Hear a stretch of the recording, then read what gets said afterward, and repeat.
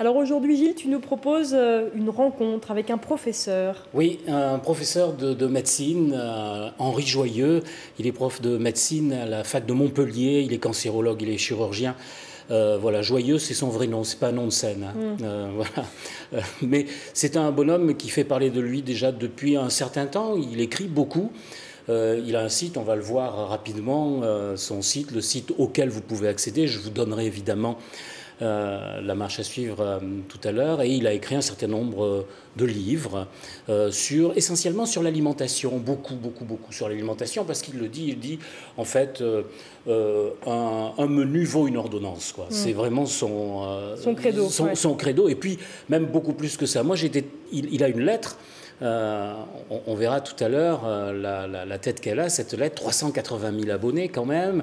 Et dans cette lettre-là, j'ai relevé des phrases comme « Les paramédicaux sont des gens très intéressants qui œuvrent pour le bien des malades, qui peuvent passer 1 heure avec un patient alors que les médecins sont complètement débordés et qui ne peuvent plus le faire, enfin, etc. etc. » Venant d'un prof de médecine, je me suis dit « Mais ce type-là, quand même, il faudrait le rencontrer. Coup de bol, il est passé pas très loin de chez nous. » Et vous allez écouter en 2 mots ce qu'il pense, par exemple, effectivement, de sa position vis-à-vis des ostéos et autres praticiens en médecine chinoise. Écoutez. Je vais vous donner un exemple, ça a commencé comme ça. J'avais une cervico-brachialgie, j'avais beaucoup opéré une journée et je ne pouvais plus véritablement me servir bien de ma main tellement ça me faisait mal. Je suis ambidextre, mais surtout les gestes précis de la main gauche. Bon. Je rentre à la maison, j'avais très mal, j'avais mal dormi, ma femme me dit « Va voir mon chiropracteur ». Je dis « Tu as un chiropracteur à toi ?» Oh, très bien. Je lui dis « Mais ici, c'est des mecs dangereux, ça, ils te manipulent, ils peuvent te casser en deux.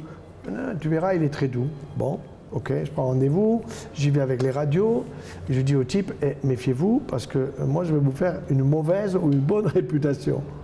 Il me prend, il me manipule, il fait craquer, plus la moindre douleur. Je sors de chez lui, impeccable.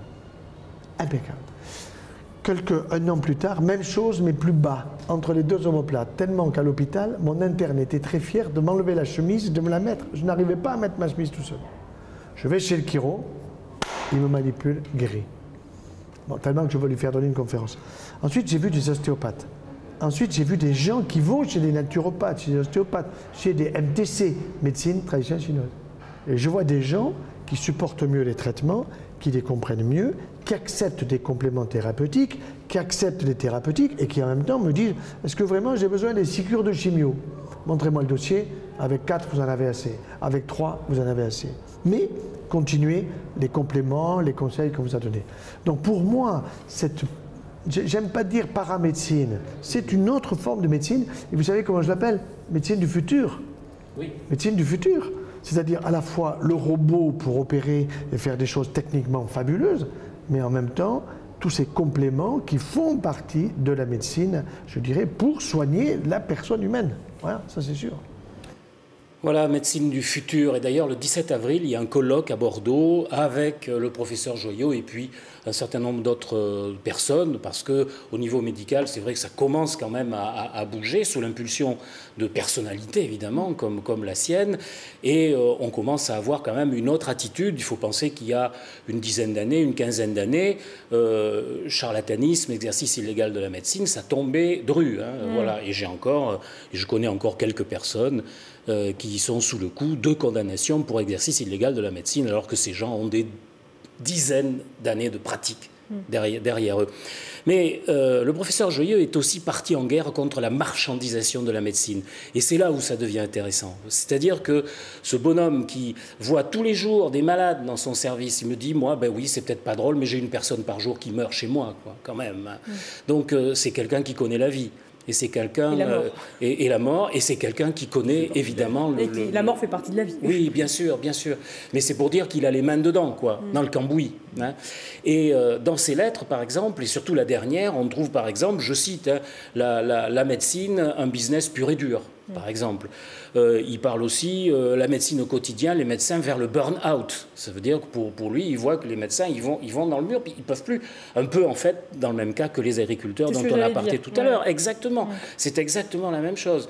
Inutile de vous dire qu'il n'est pas tout à fait d'accord avec la dernière loi qui a été votée par les députés sur la médecine, enfin, etc., etc. Je voudrais qu'on l'écoute, là, pendant quelques minutes, 3 minutes au moins, parler du regard qu'il a sur l'utilisation des médicaments. Écoutez, ça vaut quand même le coup.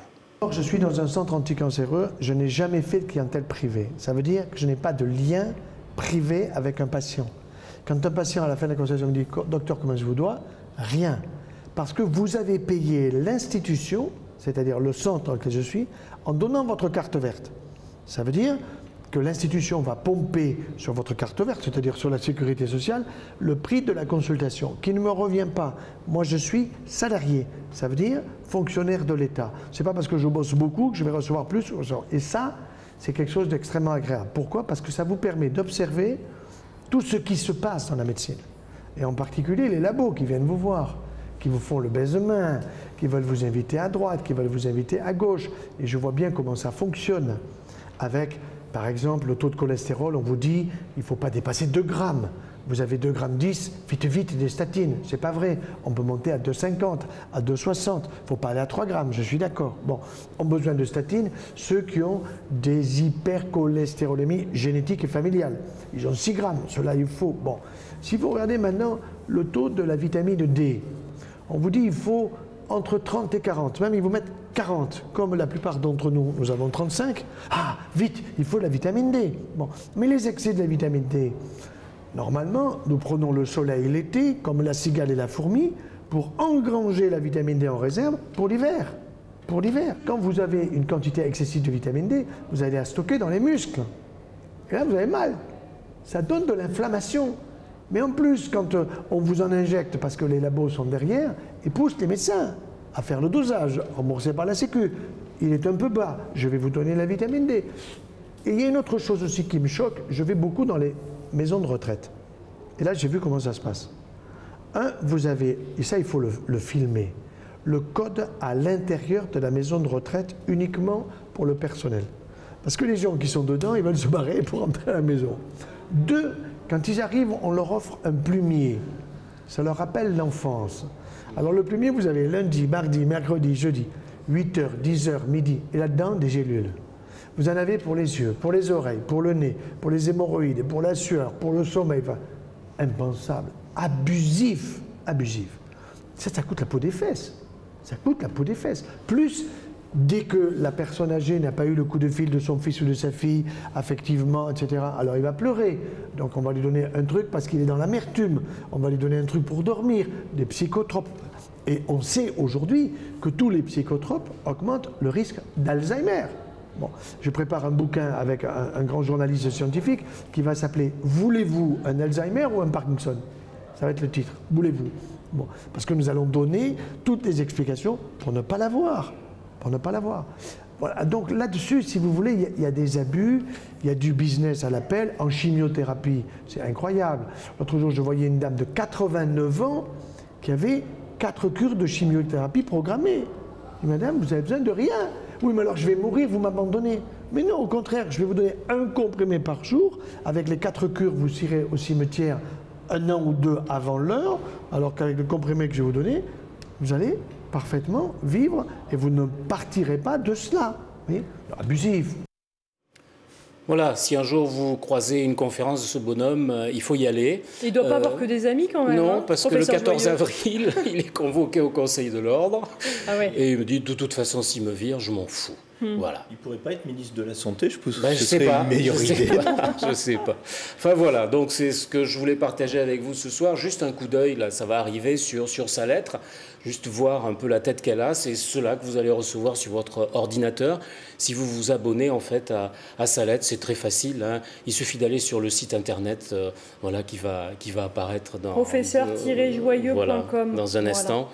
Bon, il me l'a dit en démarrant l'entretien, il m'a dit, bon, je vise 1 million d'abonnés à ma lettre, et quand j'aurai 1 million d'abonnés, peut-être que ça pèsera quand même un peu, et qu'on arrivera à quelque chose. Bah, il est bien parti, là. Voilà, donc c'était le professeur Joyeux, et puis j'ai encore, évidemment, puisque j'ai fait un entretien de au moins 3 bons quarts d'heure, Ah ouais. donc il a encore des choses à dire. On pourra retrouver peut-être des extraits. Oui, on retrouvera des extraits chroniques. de temps en temps sur des prochaines chroniques. Voilà. Eh ben, merci beaucoup, Gilles, de nous avoir fait partager cette rencontre avec le professeur Joyeux.